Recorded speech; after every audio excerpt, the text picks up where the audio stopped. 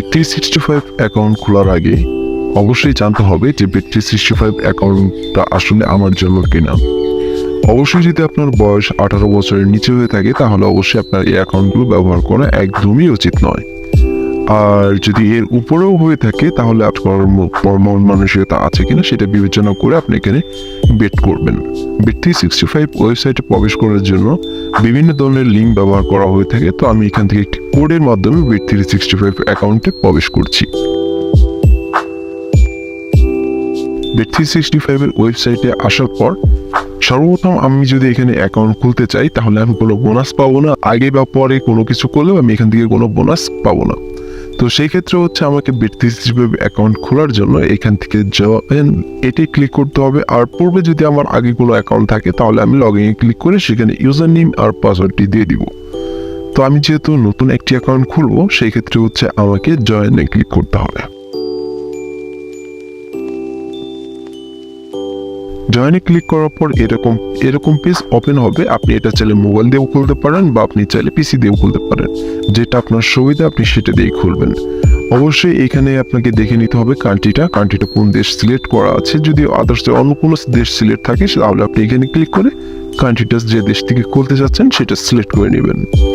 এবং কি এখানে টাইটেল হচ্ছে আপনার ছেলে এবং মেয়ে বোঝানোর ক্ষেত্রে আপনি এখানে অবশ্যই বুঝতে পারেন ছেলে এবং মেয়ের জন্য কোনটা ব্যবহার করতে হবে। ছেলে হচ্ছে MR এবং MRS, মিস্টার এবং মিস্টার্স, এই দুইটার যে কোনো একটা হবে, এবং মিস এবং মিসেস এই দুইটার যে কোনো একটা হবে। তো আমরা এখান থেকে হচ্ছে ফার্স্ট নেম এবং লাস্ট নেম দিব।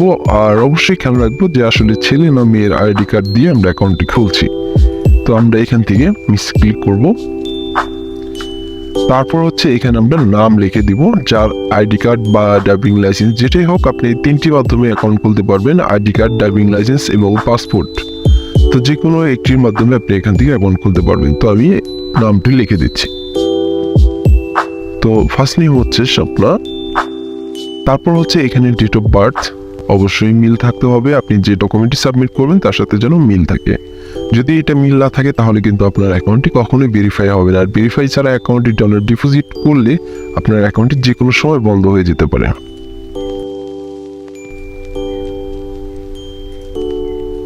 তারপর একটি এখানে বলেছে ইমেল এর কথা বলেছে, আমাদের এখানে একটা ইমেল ব্যবহার করতে হবে। আর অবশ্যই ইমেলটি অ্যাক্টিভ ইমেল দিতে হবে। তো আমরা একটা এখানে মেল দিয়ে দিচ্ছি। আর এখানে একটি কন্ট্যাক্ট নাম্বারের কথা বলা হয়েছে। অবশ্যই আপনি যে নাম্বারটি দিবেন সেই নাম্বারটি ইউজ করা হতে হবে। অবশ্যই ইউজ করেন এরকম একটি নাম্বার দিতে হবে, কারণ এই নাম্বারটিতে আপনার একটি OTP কোড যাবে। সেই কোডের মাধ্যমে আপনার Bet365 অ্যাকাউন্টটি ভেরিফাই করতে হবে, নাম্বার ভেরিফাই। পরবর্তীতে এখানে যে কথা বলা আছে receive information on free bets and offer. আপনারা যদি কোনো ইনফরমেশন বা কোনো মেসেজ সম্পর্কে জানতে চান তাহলে এখানে দুইটার যে কোনো একটা দিতে পারেন। তো আমি এখান থেকে নো থ্যাঙ্কস, আমার কোনো প্রয়োজন নেই। এখন হচ্ছে অ্যাড্রেস, যে ডকুমেন্টটি সাবমিট করবো তার অপোজিট সাইডে বা যে ঠিকানাটি আছে অরিজিনাল যে ঠিকানা সেই ঠিকানাটি অবশ্যই এখানে দিতে হবে। তো আমি অ্যাড্রেসটি দিয়ে দিচ্ছি। এখানে অবশ্যই দেখবেন অপশনাল, এগুলো আপনার দিলেও চলবে না দিলেও চলবে। আপনি দিলে সমস্যা নেই, না দিলেও কোনো সমস্যা নেই। এই কটা পূরণ হওয়ার পর আমরা আরেকটু নিচের দিকে চলে যাচ্ছি। আরেকটু নিচের দিকে আসার পর এখানে দেখতে পাচ্ছি ইউজার নেম। 6 থেকে 14টা লেটারের মাধ্যমে আমাকে একটি ইউজার নেম দিতে বলছে। তো আমরা এখানে 2-1 অক্ষর দিয়ে দিচ্ছি, দেখি হয় কিনা। তো আমরা এই সংখ্যাটি দিয়ে দিলাম। এই সংখ্যাটি দেওয়ার পর দেখছি নিয়ে নিয়েছে। তারপর হচ্ছে আমরা একটা পাসওয়ার্ড ব্যবহার করব এখানে। তো পাসওয়ার্ডটি আমরা অবশ্যই 6 সংখ্যা প্লাস, মানে 6 সংখ্যার উপরে একটি পাসওয়ার্ড দেওয়ার চেষ্টা করব। তো আমি এখানে একটা পাসওয়ার্ড দিয়ে দিচ্ছি। পাসওয়ার্ড দেওয়া হয়ে গেলে অবশ্যই এখান থেকে আপনাকে কিন্তু এই যে ডকুমেন্টগুলো, যে তথ্যগুলো আপনি এখানে লিখে দিলেন সব কয়টা কিন্তু আপনাকে সেভ রাখতে হবে। আপনাকে সবগুলোই সেভ রাখতে হবে, কারণ আপনি কখন কোনটা ভুলে যান বা আপনার কাছে কখন কোনটা চেয়ে বসে সেই ক্ষেত্রে আপনাকে এগুলো অবশ্যই সেভ রাখতে হবে। যেহেতু এখানে বোনাস কোডের কথা বলা আছে, এটা অপশনাল, যেহেতু আমাদের কোনো বাংলাদেশ থেকে কোনো বোনাস কোড ব্যবহার করা যায় না সেই ক্ষেত্রে আমরা এটা বোনাস কোডটি দিব না, এবং এখান থেকে আমরা টিক মার্কটি দিয়ে দিব। এতে বোঝাতে হবে যে আমাদের বয়সটি 18 বছর, আমাদের বয়সটি 18 বছরের উপরে এখানে সুন্দরভাবে লেখা আছে। তো এখান থেকে তারপর জয়েনে ক্লিক করব, জয়েন Bet365 ক্লিক করার পর আমরা চাইলে এই ইনফরমেশনটি সেভ করতে পারি। আর যদি না চাই তাহলে নো থ্যাঙ্কস, আমাদের প্রয়োজন নেই। তো আমরা এই পাসওয়ার্ডটিও আমরা সেভ করছি না।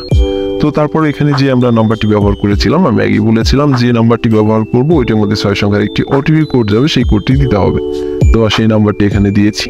তো তারপর থেকে এখান থেকে গেট কোড এটি ক্লিক করব। এটি ক্লিক করার পর আমাদের যে নাম্বারটি ব্যবহার করেছি সেই নাম্বারটিতে 20 মিনিটের মধ্যে একটি ওটিপি কোড চলে আসবে, সেই কোডটি আমাদের এখানে বসাতে হবে।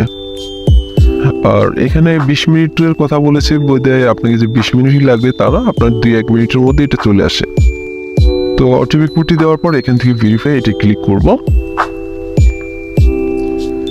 ক্লিক করা হয়ে গেল। এখন যে নাম্বারটিতে কোড আসবে এটা সবসময় আপনার লগ ইন করার ক্ষেত্রে কিন্তু এটা আর আপনাকে পরবর্তীতে লগ ইন করার জন্য যে আবারও এটার মধ্যে করতে হবে তা কিন্তু না, এটা জাস্ট অ্যাকাউন্ট খোলার সময় একবারই ব্যবহার করতে হয়, দ্বিতীয়বার আর কখনোই ইউজ করতে হয় না।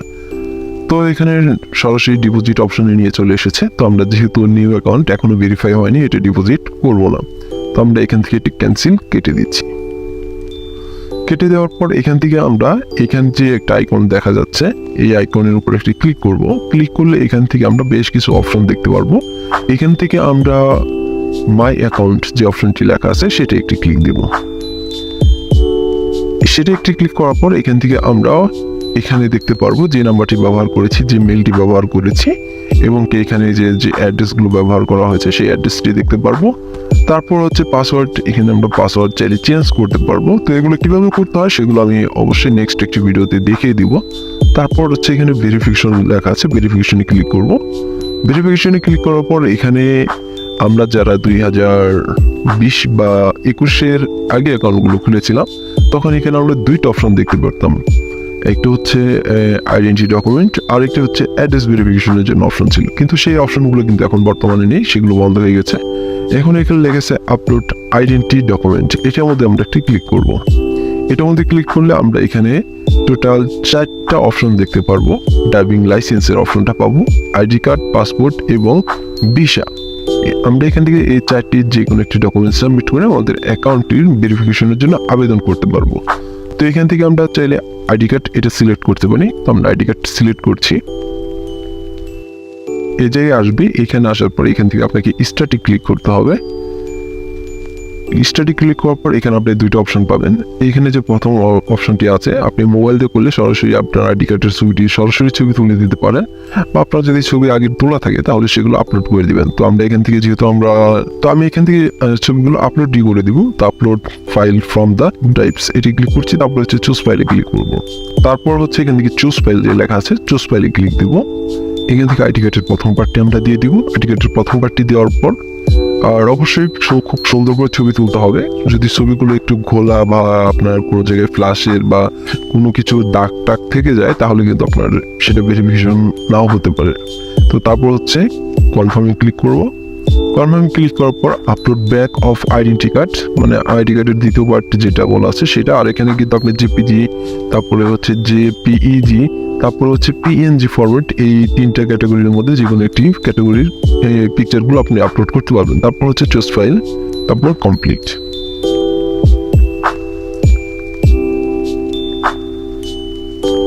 কমপ্লিট হওয়ার পর আমাকে এই যে এরকম একটি নোটিফিকেশন দিয়ে দেবে যে your documents has been successful receive. তারা রিসিভ করেছে।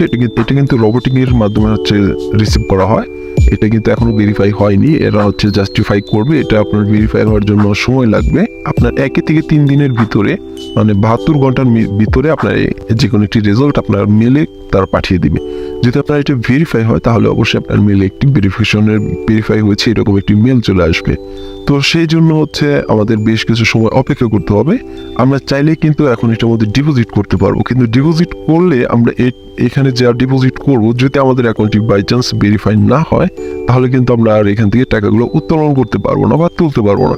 সেই ক্ষেত্রে ভেরিফাই ছাড়া অ্যাকাউন্টে কখনোই ডিপোজিট করা যাবে না।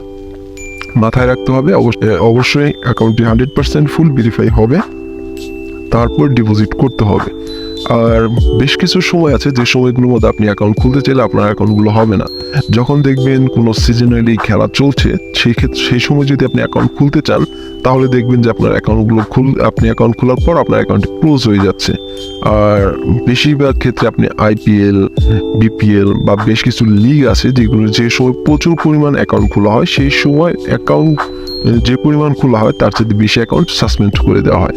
এখানে বেটিং করার সিস্টেম অ্যাকচুয়ালি আপনারা যারা হচ্ছে বেট করেন তারা অবশ্যই তো বুঝেনি, যারা বেট 365 নিয়ে বেট করে থাকেন তারা অবশ্যই বেট 365 সম্পর্কে জানেন। অ্যাকচুয়ালি আমি কিন্তু বেটিং সম্পর্কে তেমন কোনো ধারণা আমার নেই। আমি এখনো বলছি বেট করাটা আসলে ভালো না। আপনি বেট করে কখনোই, আপনি যদি বেট করেন তাহলে আপনি 10টা ম্যাচের মধ্যে অবশ্য 2-3টা ম্যাচ উইন হবে আর বাকিগুলো আপনার লস থাকবে। আপনার দেখা যাবে আপনি যতটুকু বেট করেছেন সেই অনুসারে গড়ে আপনার সবসময় লসই থাকবে, এখানে কোনো প্রফিট করার ওয়ে নাই। এই সকল বেট 365 আদার্সে আরো অনেক সাইট আছে যেগুলোর মাধ্যমে, যেগুলোর থেকে আপনারা বিরত থাকলে এতে আপনাদেরই ভালো। ওইসব সাইটগুলো থেকে আপনারা যদি নিজেকে বিরত রাখতে পারেন বা দূরে সরিয়ে রাখতে পারেন সেক্ষেত্রে এটা আপনাদেরই ভালো।